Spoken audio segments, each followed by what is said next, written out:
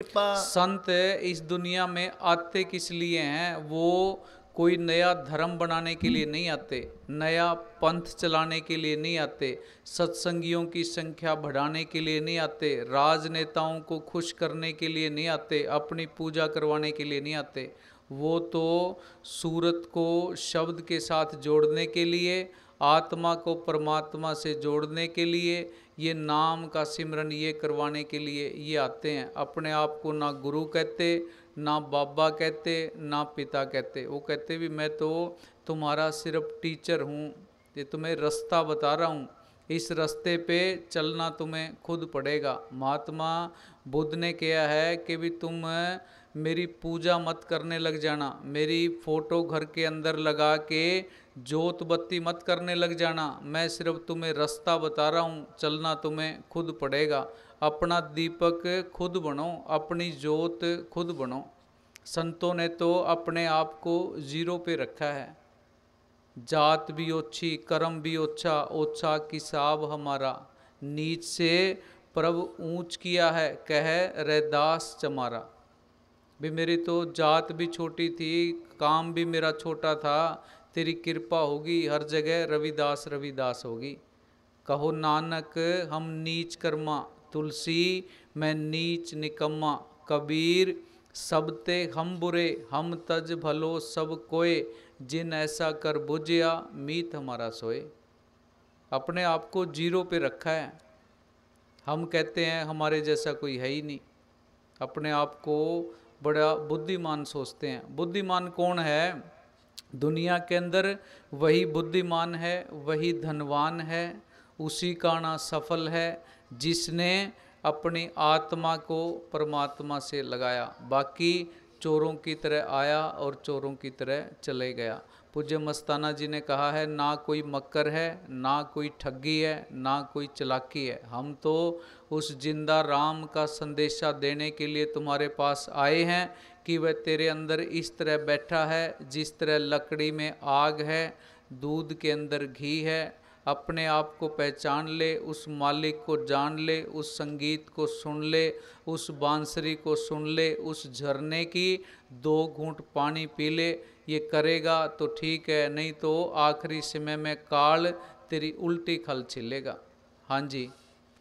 सच्चा नाम संतों की कृपा और बख्शिश से मिलता है। मनुष्य स्वयं सबसे कितने ही पहले हमारा गाइड सही होना चाहिए, जो हमें सही रास्ता दिखा सके। ये दुनिया बाहर संतों से, धर्म गुरुओं से, कथावाचकों से भरी पड़ी है। सब मालिक के नाम का ठेका लेके बैठे हैं, भी मेरे पास है, मेरे पास है, मेरे पास। अपने अंदर बेनती करे भी मालिका मेरे को कोई पूरा फकीर मिला। जब अंदर से तसल्ली मिले फिर जाके नाम लेके फिर भक्ति करे, फिर सिमरन करे। ये फकीरी लाइन में, धर्म के काम में, डेरों के काम के अंदर ये बड़े बदनामी वाले काम हैं। बाहर कभी किसी का देखो जुलूस निकला रहता है। इस काम के अंदर इतनी ठगी है जितनी ये बाहर किसी भी काम में नहीं होगी। ये तस्करों को भी फेल करते हैं। हाँ जी। मनुष्य स्वयं कितने ही यत्न करे, करोड़ों जप तप, पूजा पाठ, तीर्थ व्रत और दूसरे उपाय करे, जब तक शब्द के मार्ग को जानने वाला संत नहीं मिलता, सच्चा नाम नहीं मिल सकता।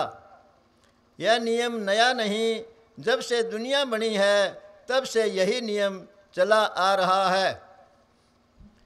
जिस ऐसा आज तक जो भी गया है संतों के द्वारा गया है, जो भी जाएगा संतों के द्वारा ही जाएगा। आज हम कहने लग जाएं भी हम तो कबीर साहब से नाम लेंगे, ना कबीर साहब ने आना है ना नाम मिलना है।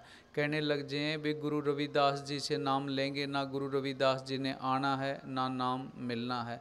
मौके का डॉक्टर है वो इलाज करेगा, मौके का जज फैसला करेगा, मौके का वकील केस लड़ेगा, मौके का फ़कीर के पास जाओगे, नाम लोगे, सिमरन करोगे तो काम बनेगा।